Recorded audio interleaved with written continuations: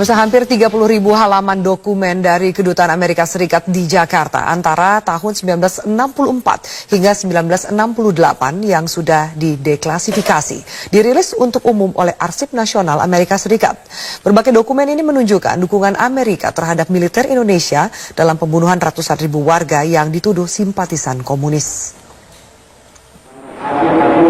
Sedikit lagi tabir sejarah masa transisi antara pemerintahan Soekarno ke Soeharto serta periode penuh kekerasan tahun 1965 dan 66 terkuak.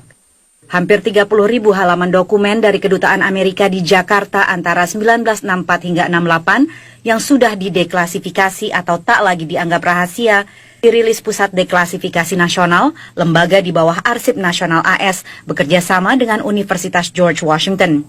Ribuan dokumen ini dipindai dan ditampilkan online oleh tim relawan Indonesia dan East Timor Documentation Project. It's very important given the current political climate in Indonesia with this resurgence of anti-communism by the military and by Islamic organizations and others against so-called left organizations such as LBH and other groups that Indonesians should be aware of this history so that they won't repeat it.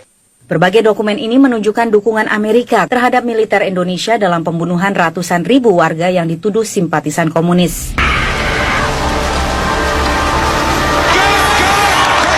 Dua dokumenter pembuat film Amerika Joshua Oppenheimer yang mengungkap pembunuhan massal 1965 di Indonesia menjadi salah satu faktor pendesak dirilisnya ribuan dokumen terkait peran Washington dalam periode kelam sejarah Indonesia tersebut.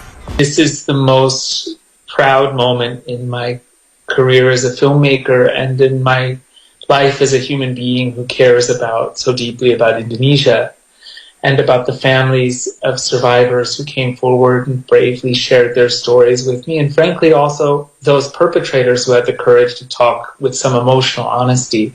Pemerintah Indonesia bersikeras peristiwa 65 merupakan konflik horizontal antar masyarakat. Pihak KBRI di Washington DC menyatakan laporan ini bukan sesuatu yang signifikan dan tidak akan mempengaruhi hubungan bilateral. Kalau dari sisi pemerintah sendiri, kita fokus untuk proses rekonsiliasi. Beberapa pihak juga telah melakukan hal yang sama dari masyarakat, tokoh masyarakat, pemerintah maupun juga ahli waris atau anak-anak dari yang tergabung dalam forum silaturahmi anak bangsa. Peran AS di Indonesia dalam konteks perebutan pengaruh di masa Perang Dingin ini bukan hal baru.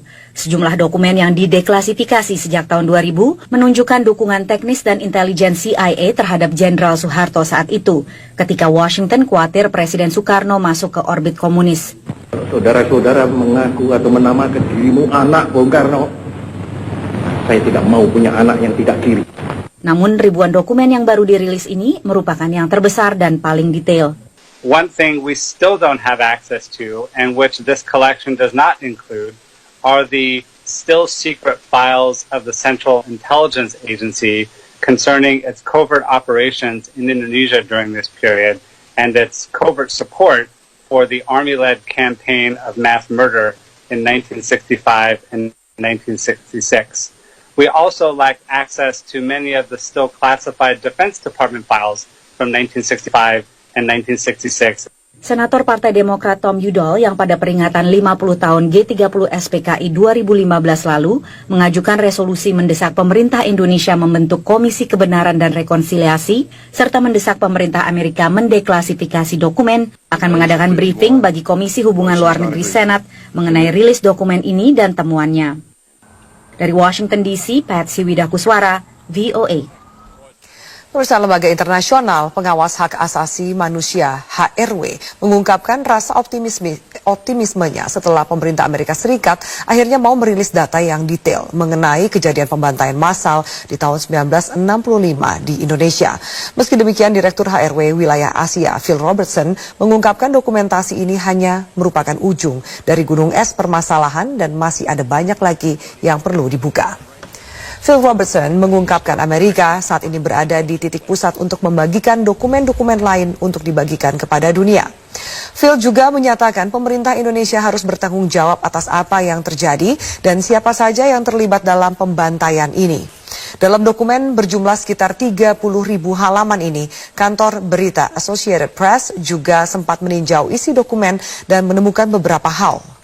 Dokumen yang dirilis pemerintah Amerika Serikat ini menunjukkan pejabat Amerika Serikat memiliki informasi yang kredibel dan bertolak belakang dengan kisah G30 SPKI yang selama ini beredar mengenai bagaimana kasus pembunuhan 7 jenderal yang merupakan perintah Partai Komunis Indonesia dan pemerintah Tiongkok.